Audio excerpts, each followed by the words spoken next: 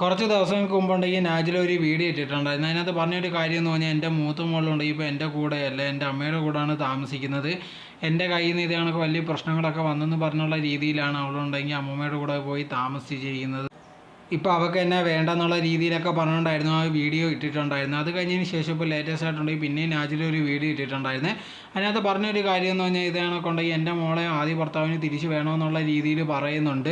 അതുകൊണ്ട് എനിക്ക് സമ്മതിച്ചു കൊടുക്കാൻ പറ്റത്തില്ല. ഇപ്പോൾ ഉണ്ടെങ്കിൽ ഇത് കണക്ക് എൻ്റെ അമ്മയും ബാക്കിയുള്ളവരൊക്കെ ചേർന്ന് ഇതേ കണക്കുണ്ടെങ്കിൽ ആദ്യ ഭർത്താവുമായിട്ട് കുഞ്ഞിനെ വിട്ടുകൊടുക്കാനുള്ള പരിപാടിയൊക്കെ നോക്കുന്നുണ്ട്. പക്ഷേ അത് നടക്കത്തില്ല. ഇയാളുണ്ടെങ്കിൽ എപ്പോഴും ഭയങ്കര കുടിയാനായിട്ടുള്ള ഒരാളാണ്, അങ്ങനെ വിശ്വസിച്ചൊന്നും കൊടുക്കാൻ പറ്റില്ല എന്നുള്ള രീതിയിലായിരുന്നു പറഞ്ഞിട്ടുണ്ടായിരുന്നത്.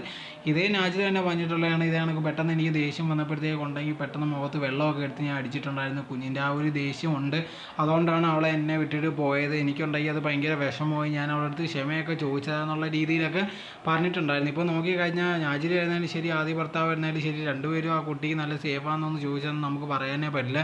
എന്തായിരുന്നാലും ശരി ഇപ്പോൾ നാജിൽ പറഞ്ഞിരിക്കുന്ന ഒരു കാര്യം ആദ്യ ഭർത്താവിൻ്റെ കൂടെ വിടാൻ പറ്റത്തില്ല. അവൻ കുടിച്ചു കഴിഞ്ഞാൽ എപ്പോഴാണ് അവൻ്റെ സ്വഭാവം മാറുന്നതെന്ന് ഒരിക്കലും പറയാൻ പറ്റില്ല എന്നുള്ള രീതിയിലായിരുന്നു നാജിൽ ഇത് പറഞ്ഞിട്ടുണ്ടായിരുന്നത്.